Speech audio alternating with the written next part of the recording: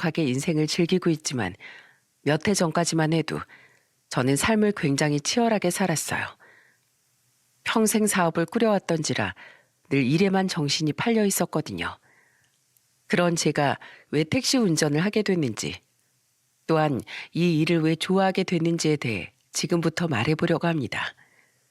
제 인생에 아주 잠깐 찾아와 많은 깨달음을 주고 가신 한 할머니를 추억하며 말이죠.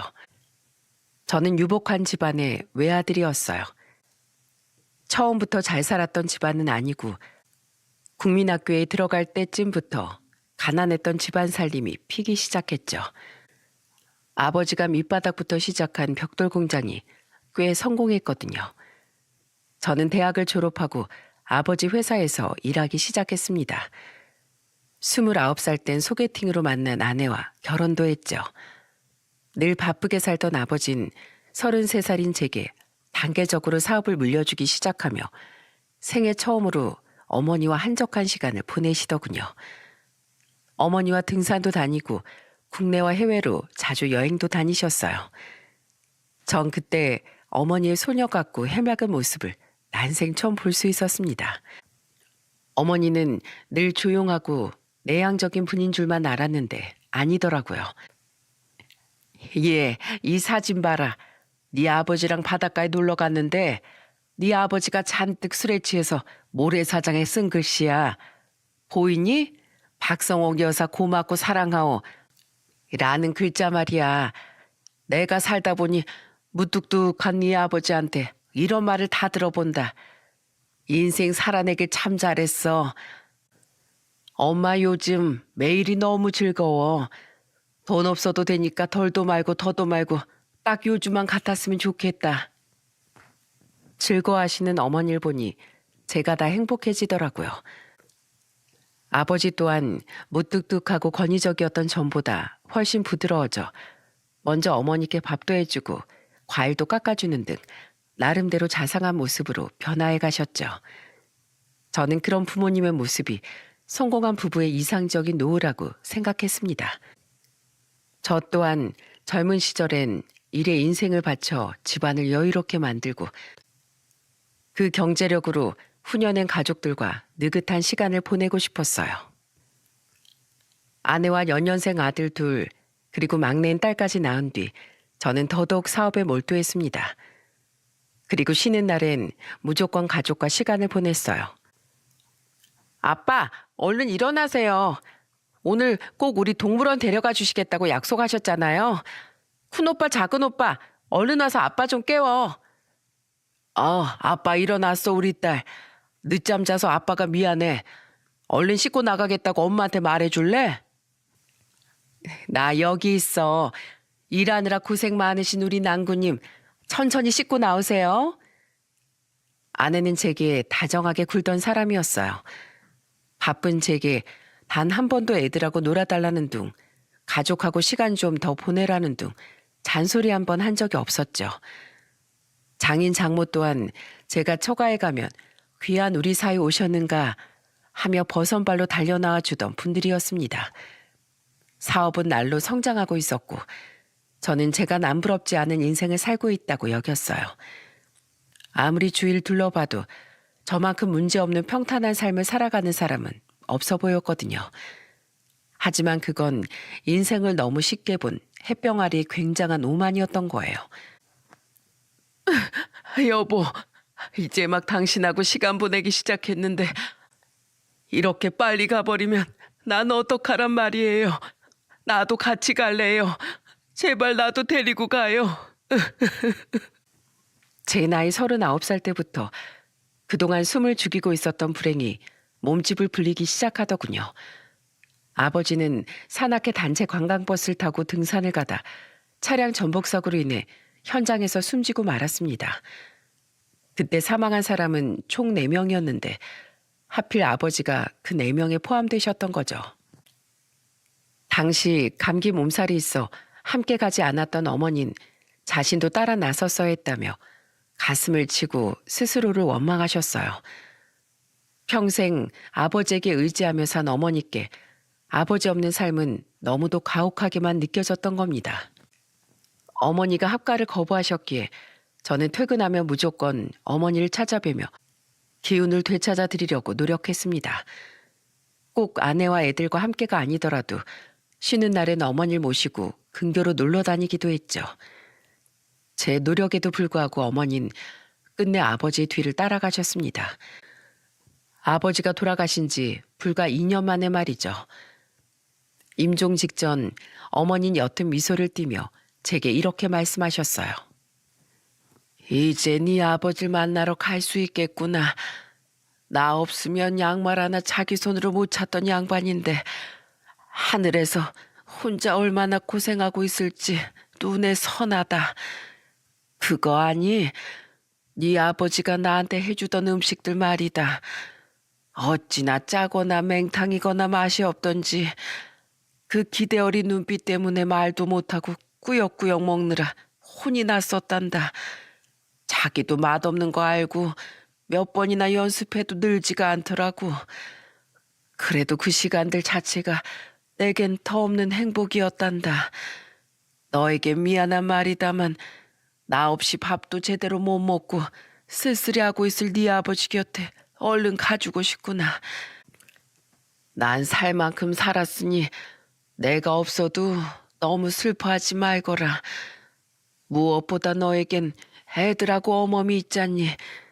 상씨가 너무 치열하게 앞만 보고 달리지 말고 주위도 둘러보고 사람들하고 대화도 나누면서 사람 냄새 나게 살아. 인생 별거 없어. 지나고 나면 남는 건 감정과 추억뿐이란다. 행복해야 한다, 내 아들. 그동안 괜찮다 하셨지만 어머니는 아버지가 너무나도 그리우셨던 겁니다. 제게 그 말을 남긴 뒤 어머니는 닷새 만에 숨을 거두셨죠. 그렇게 부모님을 두 분 다 보낸 전보다 더 일에만 열중했어요. 일에 몰두하고 있으면 슬픔에서 조금이나마 벗어날 수 있었거든요. 그리고 전 가족과 시간을 보내는데 전보다 소홀해지기도 했습니다. 너무 지쳐서요.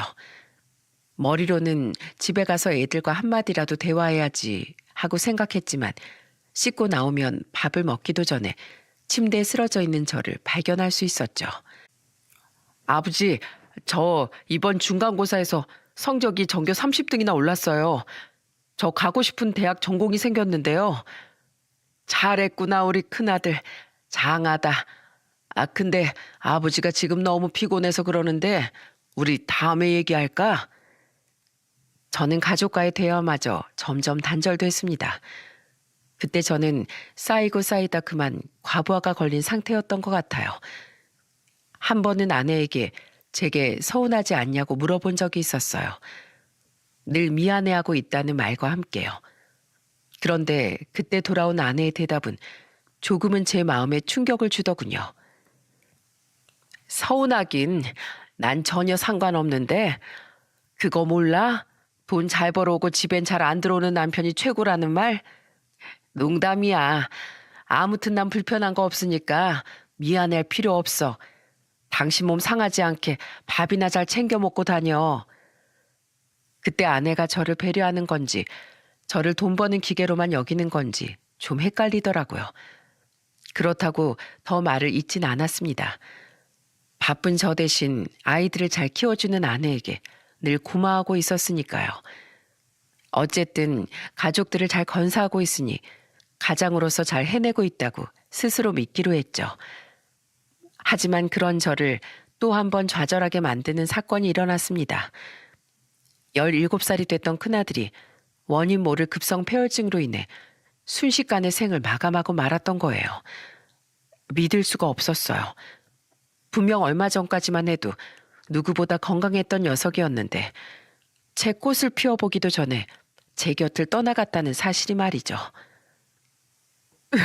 진영아, 이놈아, 뭐가 그렇게 급해서 이 부모를 두고 먼저 갔니? 어머니 아버지, 부디 하늘에서 우리 진영이 잘 좀 보살펴 주세요. 바쁘고 힘들다는 핑계로 아들과 대화도 제대로 하지 않았던 제 자신이 너무나 믿고 원망스러웠습니다. 아들과 제게 남겨진 시간이 이렇게 짧았을 거라곤 미처 생각조차 못했어요. 이럴 줄 알았으면 진영이 말에 조금 더 귀를 기울여 줄 걸 그랬어. 진영이가 대학 가서 뭘 공부해보고 싶은지, 어떤 친구들을 사귀고 있었는지, 공부하는 게 힘들진 않았는지 먼저 다가가서 내가 말을 걸어줬어야 했다고. 난 아빠 자격도 없는 놈이야. 진영이가 없는 세상에서 돈이 다 무슨 소용이야. 그런 말 마. 진영이도 자기 때문에 당신이 무너지는 건 절대 원치 않을 거야. 여보, 나도 너무 슬프지만 이럴수록 우리가 힘을 내야지. 우리한텐 아직 친규랑 혜영이가 있잖아. 아내는 그런 저를 북돋아줬습니다. 그때까지만 해도 저는 아내가 절 걱정해서 그런 말을 하는 줄 알았어요. 물론 당시엔 그런 마음도 있었겠죠. 그때만 해도 우린 아무 문제 없는 부부였으니까요. 아내 또한 큰아들을 잃은 슬픔에 많이 힘들어했습니다. 그런데 아내는 그 슬픔을 쇼핑으로 풀더라고요. 남들보다 조금 더 부유할 뿐이지 재벌도 아닌데 백화점에서 명품 옷과 가방, 신발을 마구 사들이고 명품 식기에 접시에 가구까지 바꾸는 등 어마어마한 지출을 했죠. 물론 그전에도 아내의 씀씀이는 조금 큰 편이었지만 당시엔 감당이 힘들 정도로 돈을 마구 써대더군요. 여보, 당신 차까지 바꿔왔더라? 당신 요즘 너무 돈을 헤프게 쓰는 거 아니야? 그냥 좀 이해해주면 안 돼? 내 마음에 구멍이 뚫린 것 같아서 그래. 당신 돈도 잘 벌잖아. 염려됐지만 전 아내를 그냥 내버려 두었습니다. 저 또한 좌절감을 일로서 채우고 있었으니 집에만 있던 아내에겐 그게 슬픔을 달래는 방법이겠거니 하고 이해해 준 거죠. 하지만 아내의 소비는 그 후로도 좀처럼 줄지 않았어요. 그러던 와중 큰아들이 세상을 떠난 지 3년 뒤 제겐 끝없는 시련이 닥치고 말았습니다. 무리해서 사업을 확장했던 게 독이 되고 거래처에서 대금까지 몇 번이나 받지 못하며 사업이 크게 망해버렸거든요. 제 인생을 모두 바쳤었건만 제게 남은 건 허망함과 약간의 빚뿐이었죠. 당신 진짜 회사 살릴 다른 방법이 없는 거야? 무슨 회사가 이렇게 순식간에 망해? 이제 우린 어떻게 살라고? 미안해 여보. 나도 믿기지가 않아. 우리 아버지 때부터 굳건했던 회사가 부도났다는 사실이 나도 받아들이기 힘들다고. 난 몰라. 난 당신이랑 빚 갚으면서 살기도 싫고 내 남은 인생 거지처럼 마무리하기도 싫어. 당신이 벌인 일이니까 나한테까지 떠넘기지 말고 당신 혼자 책임져. 시궁창에 빠지기 전에 난 발 뺄 거야. 뭐? 당신 그게 무슨 말이야? 설마 지금 내가 망했다고 곧바로 이혼하겠다는 거야? 19년 동안 같이 산 날 이렇게 팽해버리겠다고? 서운해도 어쩔 수 없어. 다 같이 죽을 순 없잖아. 그동안 집에도 잘 안 붙어있던 당신을 내가 왜 가만 내버려뒀는데? 내가 왜 당신하고 결혼했는데? 돈 잘 벌어오니까 그랬던 거지. 당신 옆에 있으면 남 부럽지 않게 살 수 있으니까 당신 비위 꼬박꼬박 다 맞춰주고 산 건데 돈도 없는 당신 옆에서 개고생하고 살 이유가 뭐가 있어. 미안한데 인생은 현실이야. 당신 그동안 날 정말 돈으로만 봤던 거야? 당신이 어떻게 나한테 이럴 수가 있어. 내가 100점짜리 남편은 아니었어도 그래도 난 가정을 위해 최선을 다했는데. 알아, 안다니까? 근데 지금은 망했잖아. 두말할 거 없이 우리 그냥 이혼해. 어차피 이 집도 당신이 받은 담보대출 때문에 팔아야 하잖아. 난 친정으로 들어갈래. 당신은 알아서 집 구해서 새 인생 살아. 당신 진짜 너무한다. 내가 여태 인생의 동반자라고 믿고 살던 사람이 이런 인간이었다는 게 믿기지가 않아. 그래, 이혼해. 나도 당신 같은 여자 더는 아내로 여기고 살고 싶지 않으니까. 근데 당신 이것만은 똑똑히 알아도 사람 힘들 때 버린 인간은 언젠가 자기도 똑같은 일을 당할 거라는 거 말이야. 돈이 없어지니까 사람이 취해지기까지 하네. 알았으니까 당신 앞가림이나 잘하고 살아. 그렇게 저는 아내와 이혼을 하게 되었습니다. 사실상 아내에게 버려진 거죠. 심지어 절 그렇게 백년 손님 대하듯 떠받들어줬던 장인 장모는 아내 이사를 돕기 위해 저희 집에 왔을 때 저를 벌레 보듯 하며 말도 안 걸더라고요. 사람이 돈 때문에 어떻게 그렇게 한순간에 돌변할 수 있는지 허탈감이 밀려왔죠. 아들은 아내를 따라가고 막내인 딸은 저와 함께 남게 되었습니다. 딸은 아내와 아내를 선택한 자기 오빠에게 화를 냈어요. 아버지, 죄송한데 전 엄마 따라갈래요. 저 지금 고3인데 아버지랑 있으면 다니던 학원도 제대로 다닐 수 있을지 없을지 모르잖아요. 지금이 제 인생의 제일 중요한 시기라고요. 괜찮다. 뭐 네 말대로 지금이 제일 중요한 시기니까 가서 공부 열심히 하거라. 너에게 도움이 제대로 못 되는 아버지라 미안하구나. 아빠가 왜 미안해요? 오빠도 엄마도 다들 사람도 아니야. 어떻게 아빠가 제일 힘들 때 이렇게 냉정하게 떠나버려? 우리가 그동안 누구 덕에 이렇게 남들보다 잘 살 수 있었는데 엄만 주부면서 아빠가 벌어온 돈으로 가정부 쓰고 맨날 쇼핑하고 놀러만 다녔잖아. 아빠가 그런 엄마한테 뭐라고 한 적 있어? 오빠 맨날 친구들보다 좋은 옷 입고 비싼 학원 다녔던 거 그거 다 아빠 덕분이잖아. 진짜 두 사람한테 실망이야. 난 2번 다시 엄마랑 오빠 안 볼 거야. 제 말하는 것 좀 봐. 그래, 너 혼자 천사 났다 천사 났어. 가자 친구야. 저보다도 더 화를 내며 제 편을 들어주는 딸에게 그저 고마웠습니다. 저는 그저 돈만 벌어다 줬다 뿐이지 크고 나선 자상한 말 한마디 제대로 걸어준 적 없는 못난 아빠였는데도 말이죠. 그런 딸을 위해서라도 저는 마냥 무너져 있을 수 없었어요. 하지만 막상 49살의 적지 않은 나이에 들어갈 수 있는 회사가 없더라고요. 열심히 구직을 한 끝에 저는 자격증을 따고 택시 회사에 들어가 택시 운전을 시작하게 됐습니다. 어이 기사 양반, 내가 이 길 맨날 다녀봐서 아는데 요금이 너무 많이 나왔잖아. 당신 내가 술 취했다고 빙빙 돌아와서 바가지 씌운 거지? 아닙니다 손님. 손님도 보셨잖아요. 길에 차가 꽉 막힌 거예요. 난 자느라 못 봤는데 아무튼 난 이 돈 다 못 내. 여기 10,000원만 받든가 아니면 내 배를 째든가. 아가씨 일어나 보세요. 다 왔어요. 네? 여기가 어디? 아가씨 차 안에 토하면 안 돼요. 야, 어딜 만져요? 예? 아니 어깨 좀 잠깐 잡았던 건데 무슨 소리예요? 웃기고 있네. 나 당장 경찰 부를 거예요. 택시 일은 만만하지 않았습니다. 돈도 떼어보고 이상한 사람으로 몰려 경찰서도 다녀와 보고 술 취한 손님이 택시 안에 토를 한 날엔 영업도 망치고 청소까지 해야 했죠. 산악금을 못 채우면 제 돈으로 채우기까지 해야 하니 하루하루가 너무 고됐어요. 돈만 아니었으면 이딴 일 당장이라도 때려치우고 싶더라고요. 아빠 고생 많으셨어요. 힘드시죠? 제가 밥 차려놨어요. 뭐하러 그랬어? 아빤 괜찮으니까 네 거나 배달시켜 먹지.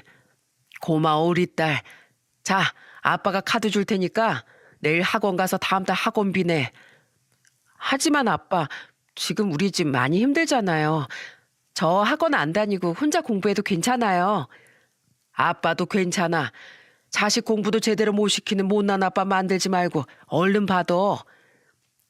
그런 저를 버티게 한 건 17살이던 딸이었어요. 딸은 이사한 낡은 전셋집에 대해서도 정과 너무 바뀌어버린 환경에 대해서도 단 한 번도 불평하지 않고 늘 저를 응원해 주었죠. 딸 하나만 보고 저는 악착같이 일했습니다. 빨리 빚부터 갚기 위해 쉬는 날이나 퇴근한 후에도 대리운전을 하며 돈을 버느라 집에 가자마자 늘 골아 떨어지기 바빴죠. 그렇게 택시 일을 시작한 지 4개월쯤 되었을 때 저는 제 인생에 변화를 준 소중한 인연을 만나게 됐어요. 안녕하세요, 기사님. 예, 어서 오세요. 아이고, 짐이 왜 그렇게 많으세요? 제가 도와드릴게요. 평창동을 지나던 전 한 고령의 할머니를 태우게 됐어요.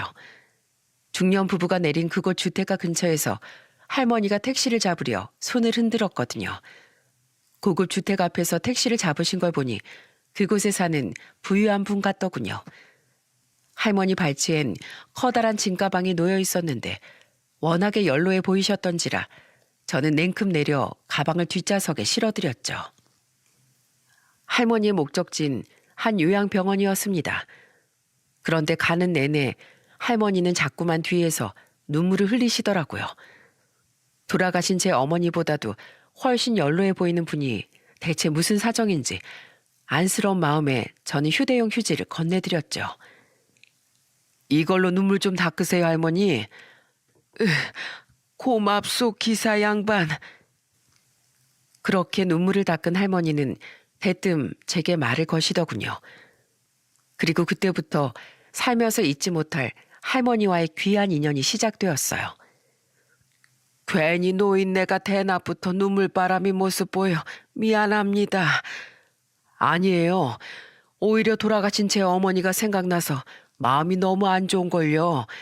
실례지만 무슨 일 있으세요? 왜 그렇게 서럽게 우시는 거예요? 그냥 인생이 서글퍼서 그러지요. 86살이 되도록 살면서 결국 내게 남은 건 아무것도 없거든요. 저 지금 살던 집, 재산 전부 처분하고 스스로 요양병원에 들어가는 길입니다. 몸이 많이 노쇠해서 살 날이 얼마 남질 않았거든요. 거기서 생을 마감하려고 해요. 아, 가족분들은 안 계신 거예요? 다 먼저 보냈습니다. 남편도 우리 귀한 외아들도요. 차라리 나도 얼른 따라가기라도 했으면 이렇게 고통스럽진 않았을 텐데 난 이 나이까지 죽지도 않고 명줄이 왜 이리 질긴지 모르겠어요. 어떻게든 할머니를 위로해드리고 싶었는데 무슨 말을 해야 할지 몰라 저는 제 이야기를 꺼냈습니다. 저 할머니, 사실 저도 고작 17살밖에 안 됐던 큰아들을 병으로 먼저 보냈어요. 그래서 조금이나마 할머니가 얼마나 힘드셨을지 이해가 돼요. 자식을 먼저 보낸 심정 말입니다. 애구머니나 젊은 양반이 벌써 그런 아픔을 겪었어요? 예, 사실 전 사업을 했었는데요. 그놈의 일이 뭐라고 바쁘다는 핑계로 아들을 잘 못 챙겨줬어요. 아들은 저랑 참 많이 대화하고 싶어 했는데 말입니다. 전 나중이라는 게 있을 줄 알았거든요. 저 참 못난 아빠였죠. 결국 사업도 망해버리고 아내랑 작은 아들한테도 버림받고 저한테 남은 건 이제 빚하고 막내딸밖에 없어요. 이렇게 망할 줄 알았으면 그때 큰아들한테 말이나 한 번 더 걸어줄 걸 하고 얼마나 후회했는지 모릅니다. 기사님 인생도 참 순탄치 않았네요. 안쓰러워라. 그래도 기사님, 나야 이제 늙어서 오늘 내일 하는 늙은이지만 기사님은 아직 딸도 있고 젊잖아요. 앞으로 살면서 좋은 날이 훨씬 많을 겁니다. 처음엔 할머니를 위로하려고 꺼낸 말인데 도리어 제가 위로를 받고 있더군요. 게다가 처음 만난 할머니에게 이야기를 털어놓는데도 창피하긴커녕 마음이 편하더라고요. 아마 할머니에게서 제 어머니의 모습이 보였기 때문인 것 같아요. 할머니의 말투는 들으면 들을수록 점잖았던 제 어머니의 말투를 닮았었거든요. 기사님, 남은 자식한테 잘해주면서 사세요. 내가 살아보니까 아무리 돈이 많아도 가족하고 시간 보내는 것만큼 중요한 게 없더라고요. 기사님도 아시겠지만 가족이 떠난 뒤엔 후회해봤자 아무 소용없잖아요. 난 중소기업 운영하던 우리 영감 덕분에 평생을 편하게 살았어요. 우리 아들도 공부 잘하고 착한 효자라 세상에 나처럼 복받고 사는 여자는 없을 거라고 생각했죠. 아들 결혼도 시키고 남편이 아들한테 회사 물려주면서 이제 남편하고 유유자적한 노을 보내다가 남들처럼 평범하게 생을 마감할 줄 알았어요. 근데 우리 아들이 그만 8년 전에 과로로 세상을 떠나버린 겁니다. 아버지가 물려준 사업 자기가 더 크게 키워보겠다고 일에만 미쳐 살더니 그렇게 허무하게 가버린 겁니다. 며느리랑 고등학생인 딸 둘만 남기고 말이에요. 하늘이 무너지는 것 같았어요. 그 충격 때문에 남편은 회사까지 처분해버렸죠. 아들을 죽게 만든 회사 따위 꼴도 보기 싫다면서요. 그런데 남편은 아들을 잃은 슬픔이 너무 컸는지 큰 병까지 생기고 말았어요.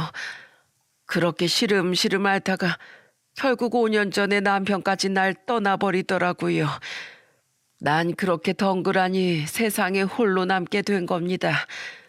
죽고 싶어도 아이 놈의 목숨이 얼마나 질긴지 죽어지지도 않고 하루하루 살아내는 게 고역이더라고요. 우리 착한 며느린 자기가 잘 모시겠다고 성화였는데 제가 거절했습니다. 다 늙은 노인네 모신다고 가뜩이나 남편 잃고 힘들었을 우리 며느리한테 짐을 얹어주고 싶지 않았거든요. 할머니 사람 팔자가 참 기구하다며 다시 눈물을 흘리시더라고요. 자신을 부러워했던 주위 여자들은 손주들 커가는 모습 보면서 행복한 노년을 보내거나 이미 저 세상에 간 지 오랜데 자신은 남편도 아들도 먼저 보내고 살아도 산 것 같지 않은 불행 속에 남아있게 됐다며 말입니다. 할머니의 인생을 듣는데 할머니 가족의 이야기가 너무 제가 살아온 이야기랑 닮았더라고요. 그러니까 더더욱 할머니가 제 어머니처럼 느껴졌어요. 고맙수 기사 양반. 그래도 마지막 가기 전에 내 이야기를 들어주는 이가 있어서 좋았다오. 부디 행복하게 사세요. 할머니, 제가 진가방 병원 안까지 들어드릴게요. 같이 가요. 할머니가 입원하기로 한 요양병원은 딱 보기에도 굉장히 시설이 좋아 보였습니다. 할머니가 걱정됐는데 그래도 다행이다 싶었죠. 나중에 찾아보니 그곳은 서울에서도 손에 꼽히게 좋은 요양병원이더라고요. 저는 할머니가 계속 마음에 걸려 할머니의 가방을 직접 들고 병원까지 모셔다 드렸어요. 그리고 할머니가 입원 수속을 마치는 것까지 기다린 뒤 할머니에게 제 연락처를 건네드렸습니다. 할머니, 이거 제 연락처예요. 혹시 어디 이동하시거나 필요한 거 있으면 언제든 연락 주세요. 제가 말동무라도 해드리겠습니다. 아니, 나한테 왜 이런 걸 줘요? 할머니가 제 어머니처럼 느껴져서요. 저도 부모님 두 분 다 돌아가셨거든요. 게다가 할머니 말씀 들어보니 돌아가신 아드님이 저랑 많이 비슷한 삶을 사신 것 같아서 더 할머니가 남처럼 느껴지질 않네요. 아이고, 이렇게 마음씨가 고울 때가 고마워요, 기사님. 꼭 연락 주세요. 기다리고 있을게요. 그날 퇴근하고 집에 돌아오며 생각이 참 많아졌어요. 특히 과로사를 했다던 할머니 아들 이야기가 계속해서 제 머릿속에 맴돌았죠. 이렇게 일만 하다가 정작 딸과 시간을 영영 보낼 수 없게 되는 건 아닌가 싶어 덜컥 겁까지 나더라고요. 큰아들 때와 같은 후회를 더는 하고 싶지 않았으니까요. 그날부터 전 대리운전을 나가지 않고 택시 일만 하기 시작했습니다. 짜잔, 아빠가 김치찌개 끓여놨다. 공부하느라 고생 많았어 우리 딸. 아빠, 대리운전 안 나가셨어요? 아빠 이제 택시 일만 할 거야. 빚을 빨리 갚는 것도 중요하지만 우리 딸하고 보내는 시간이 너무 없는 것 같아서 말이야. 그러니까 우리 이렇게 저녁이나 주말엔 얼굴 마주보고 밥도 먹고 같이 놀러도 다니고 그러자. 대신 전보다 조금 더 아끼면서 살아야 되긴 하는데 괜찮겠니? 당연하죠. 너무 좋아요. 와, 김치찌개 너무 맛있어요. 아빠, 이런 것도 할 줄 아셨어요? 인터넷 보고 따라했지. 우리 딸, 오늘 학교에서 무슨 일 없었어? 학교 말고 학원에서 완전 재밌는 일 있었어요. 학원에서 같은 반인 남자애가 저희 국어 선생님한테 글쎄 고백을 했다니까요. 그 쌤이 좀 젊고 예쁘시긴 한데 완전 대박이죠? 딸은 그런 저를 보며 좋아서 어쩔 줄은 몰랐습니다. 기다렸다는 듯 사소한 일상을 줄줄 얘기하는데 애가 집에서 얼마나 대화가 고팠나 싶어 눈물이 핑 돌더라고요. 그때 깨달았어요.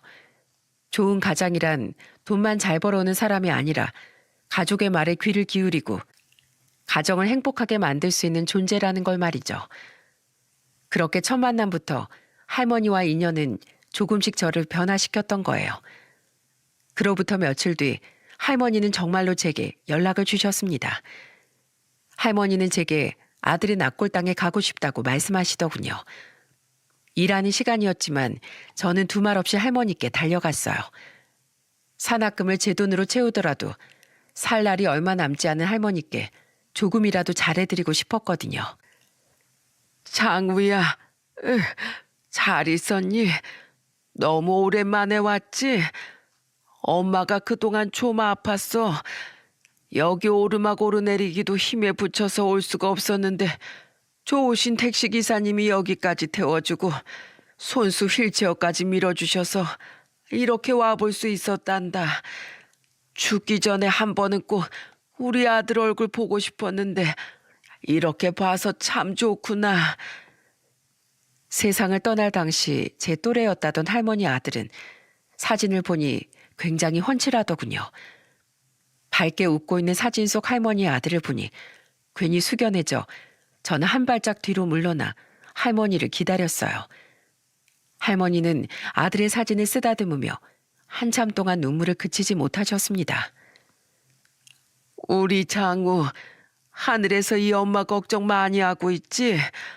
근데 엄마 괜찮어. 조금 있으면 너랑 네 아빠 보러 갈 수 있다는 생각에 오히려 들뜨기까지 한다. 착한 데다 운동도 잘하고 못하는 게 없던 우리 아들. 조금 더 세상 오래 누리다 갔으면 참 좋았을 것을. 조금만 기다려. 엄마가 곧 너 보러 가마. 사랑한다, 우리 아들. 그리고 할머니는 어느 날엔 돌아가신 남편분의 산소에 가고 싶다고도 말씀하셨어요. 남편분의 산소는 남편분의 고향인 경기도 화성시의 시골에 있었습니다. 야산에 위치하긴 했지만 휠체어를 끌고 올라갈 수는 없더군요. 그래서 전 할머니를 얻고 남편분의 산소에 모셔다 드렸습니다. 내가 천천히 올라가면 되는데요. 이 튼튼한 젊은 두 다리 두고 왜 고생을 하세요? 얼른 업히세요. 막상 업어보니 얼마나 마르신 건지 너무 가볍더라고요. 물론 산길이라 할머니를 업고 올라가는 게 쉽진 않았지만은요. 여보, 잘 있었수? 내가 죽기 전에 당신도 우리 장우도 못 보고 갈 줄 알았는데 마지막에 좋은 분을 만나서 이렇게 인사를 하러 올 수 있었어요. 여보, 당신이 없으니 그 큰 집이 얼마나 휑하게 느껴졌는지 몰라요. 나쁜 사람, 그렇게 자기만 홀랑 아들한테 가버리니 좋습니까? 혼자 남을 날 생각해서라도 조금만 더 버텨주지. 여보, 나 저번에 어멈이 나보러 집에 왔을 때 보고 말았어요. 어멈 휴대폰으로 전화가 걸려왔는데 남자 이름 끝에 하트까지 붙은 게 만나는 남자가 생긴 것 같더라고요. 어멈이 내 눈치를 보고 후다닥 끄는 걸 보고 확신했어요.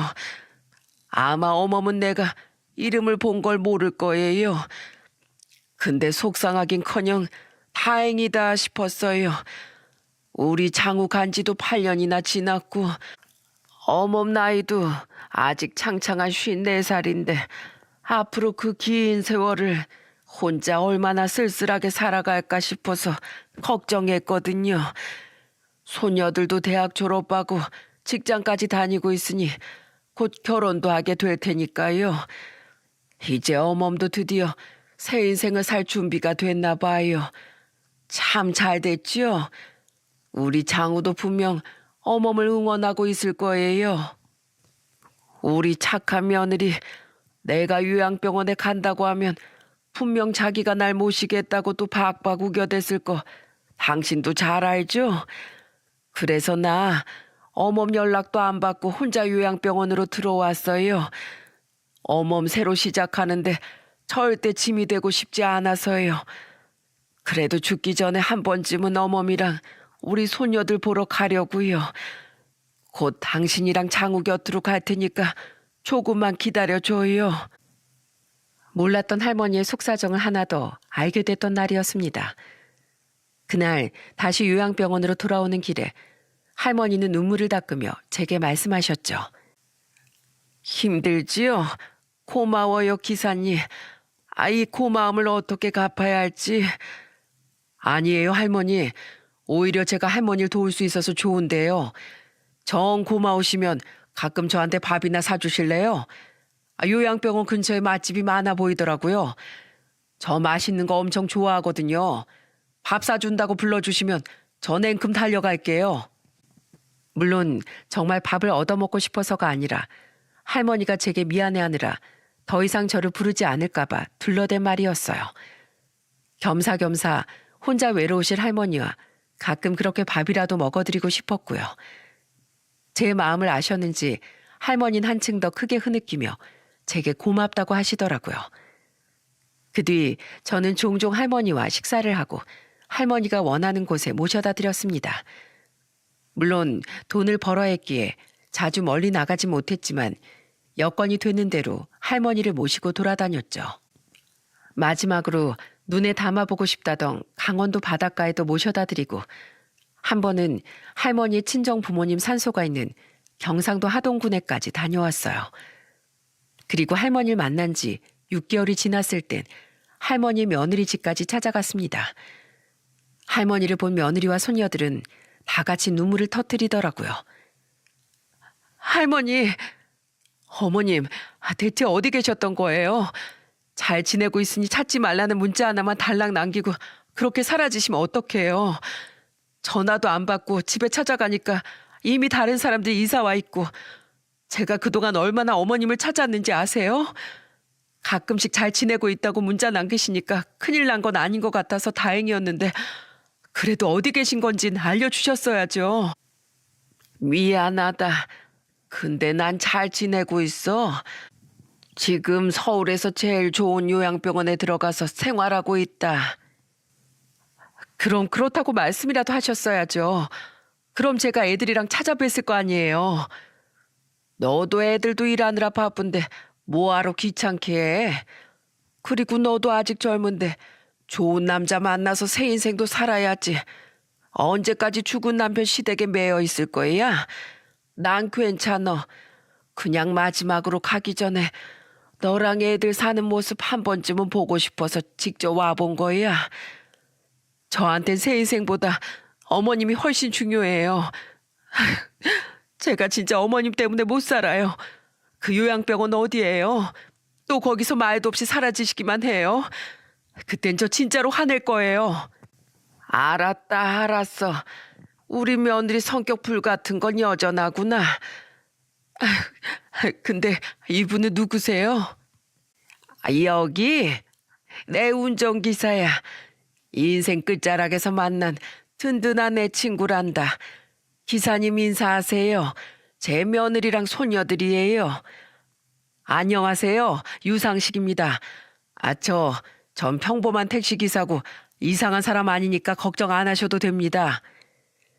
저는 저를 경결인 눈빛으로 보던 할머니의 며느리에게 진담을 빼며 괜히 변명했습니다. 할머니 뭐가 그렇게 웃긴지 저를 보며 호호하고 웃으셨죠. 다행히 할머니가 저와의 인연에 대해 잘 설명해 주셔서 그날 전 저녁으로 진수성찬까지 대접받고 며느리와 손녀들에게 감사 인사를 받으며 그 집을 나올 수 있었어요.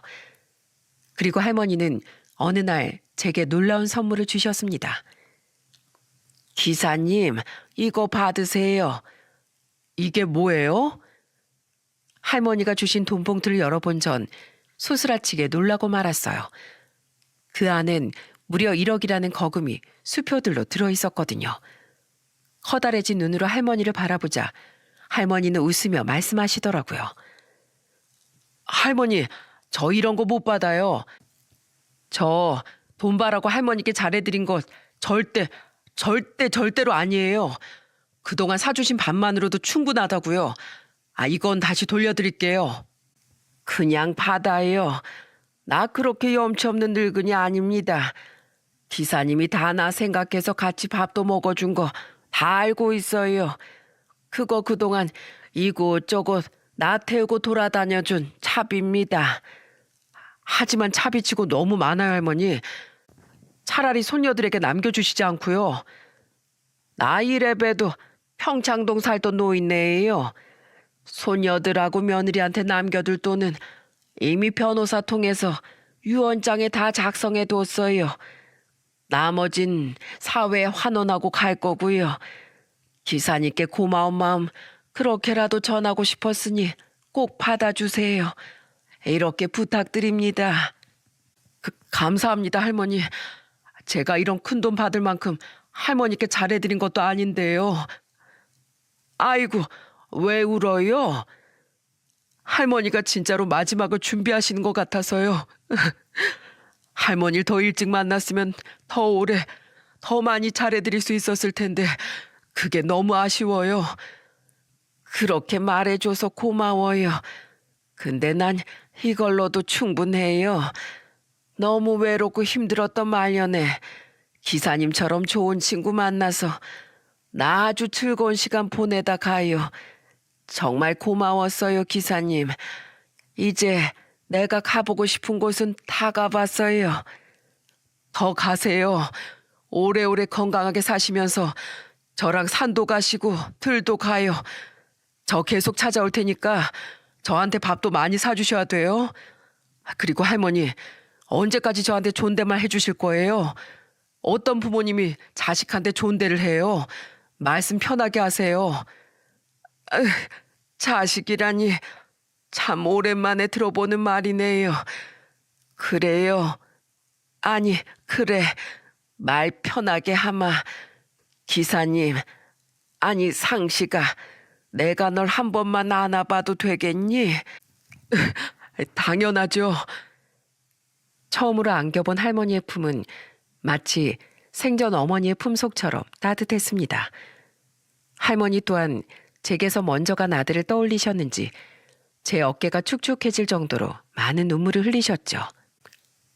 할머니는 해가 바뀌고 저와 만난 지 8개월 만에 며느리와 손녀들이 보는 앞에서 임종하셨습니다. 저는 일을 하느라 할머니 며느리의 연락을 제때 받지 못해 할머니의 마지막을 지켜볼 수 없었어요. 할머니는 돌아가신 후 곧장 장례식장으로 옮겨지셨고 저는 이미 차려진 빈소에 찾아가 한참을 오열할 수밖에 없었죠. 할머니, 보고 싶을 거예요. 제 인생에 찾아와 주셔서 제게 너무 많은 걸 남겨주셔서 감사드립니다. 부디 그곳에선 그리워하시던 가족분들을 꼭 만나시길 바래요. 마지막까지 어머님이 기사님을 보고 싶어 하셨어요. 기사님, 그동안 저희 어머님 잘 보살펴 주셔서 진심으로 감사드립니다. 요양병원으로 찾아뵐 때마다 전보다 훨씬 표정이 밝아 보이셔서 늘 기사님께 감사했어요. 저희 어머님 입원하기 전에도 늘 새삼 살라면서 절 밀어내셔서 전 어머님을 모시고 놀러 다닐 수가 없었거든요. 찾아뵐 때도 문을 안 열어주실까 봐 조마조마할 정도였었어요. 아버님하고 제 남편 잃고 많이 힘들어하신 저희 어머님 보살펴 주신 은혜 살면서 잊지 않고 늘 감사할게요. 할머니의 며느리와 손녀들은 고마웠다며 장례식장 밖까지 배웅을 나와줬어요. 얼른 들어가시라고 손짓하며 먼저 돌아서는데 정말 할머니와의 이별이구나 싶어 눈물이 멈추지 않더라고요. 비록 할머니의 친척분들이 많아 발인을 지켜보진 않았지만 할머니의 발인날 저는 일도 쉬고 하루 종일 집에서 할머니를 추모했죠. 아빠, 괜찮으세요? 할머니 분명 좋은 곳 가셨을 거예요. 그럼 그래야지. 아빤 그냥 내 어머니를 2번이나 떠나보내는 느낌이라 가슴이 아려워서 그래. 딸은 우는 저를 꼭 안아줬어요. 딸은 할머니를 궁금해했지만 저는 두 사람을 소개시켜 주진 않았습니다. 이별의 아픔을 몇 번이나 느껴봤으니 아직 어린 딸에게 그런 아픔을 구태여 일찍 알려주고 싶진 않았거든요. 할머니께서도 제게 그렇게 말씀해 주셨고요. 그렇게 할머니와 이별한 지도 3년 가까이 지났네요. 아직까지 할머니와의 추억은 제 가슴 속에 선명하게 남아 있습니다. 그리고 할머니와의 인연은 제 인생의 많은 부분을 바꿔놓았죠. 우선 전 할머니께서 주신 돈으로 차를 사서 개인 택시 운전을 시작했고 빚을 일부 갚았어요. 온전히 수입을 가져갈 수 있다 보니 전보다 벌이가 훨씬 늘어 남은 빚도 드디어 전부 청산할 수 있었답니다. 또한 기특하게도 서울에 있는 대학에 들어간 딸의 등록금도 내줄 수 있었죠. 돈에 쫓기지 않다 보니 딸과 보낼 수 있는 시간이 더 많아져 우리 부녀는 1년에 한 번은 오붓하게 해외여행을 다니기도 한답니다. 아내는 딸에게조차 연락 한 번을 안 왔어요. 저는 아들에게 그래도 한 번씩 연락을 했었는데 아내 눈치를 보느라 저와 만나진 않았던 아들은 얼마 전 설날에 저를 찾아왔더군요. 집에 온다는 아들의 말에 딸은 질색팔색을 했지만 저는 반가움을 감출 수 없었죠. 아버지, 세배부터 할게요.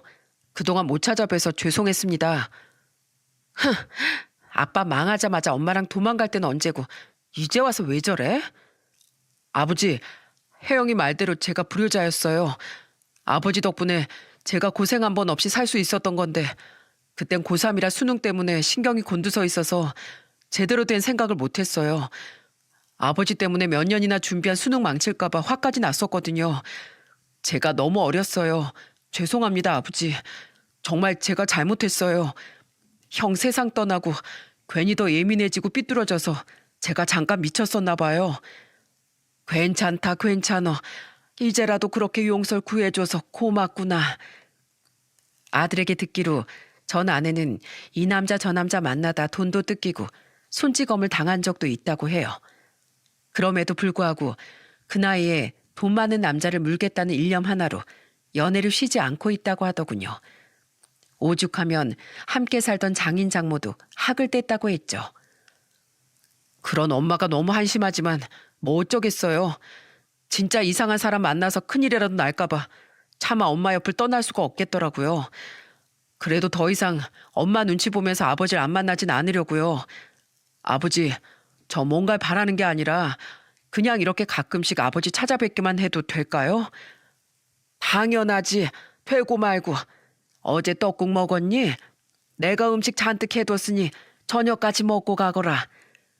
아버지가 음식을 하셨다고요? 오빠는 아빠가 음식 얼마나 잘하는지 모르지? 우리 아빠 많이 변했어. 나한테 맨날 맛있는 것도 해주고 나랑 얼마나 놀러도 많이 다니시는데 오빠 넌 아빠 배신하면서 완전 인생 손해본 거야. 그죠 아빠? 앞으로 진규 너한테도 음식 많이 해줄게. 가끔 같이 놀러도 다니자꾸나. 네가 어릴 때 함께하지 못해준 시간만큼 늦었지만 이제라도 아빠로서 네 옆에 있어주고 싶다. 할머니와의 만남 이후 저는 가족과 보내는 시간의 소중함을 더더욱 알게 됐어요. 할머니와의 만남이 아니었다면 전 아마 대출금 빨리 갚고 그 뒤엔 집을 사겠다고 계속 무리하며 일을 했을 겁니다. 어떻게든 돈을 많이 벌어야겠다는 생각에서 벗어나 딸과의 시간을 우선순위로 삼으니 제 인생이 더욱 행복해진 거죠.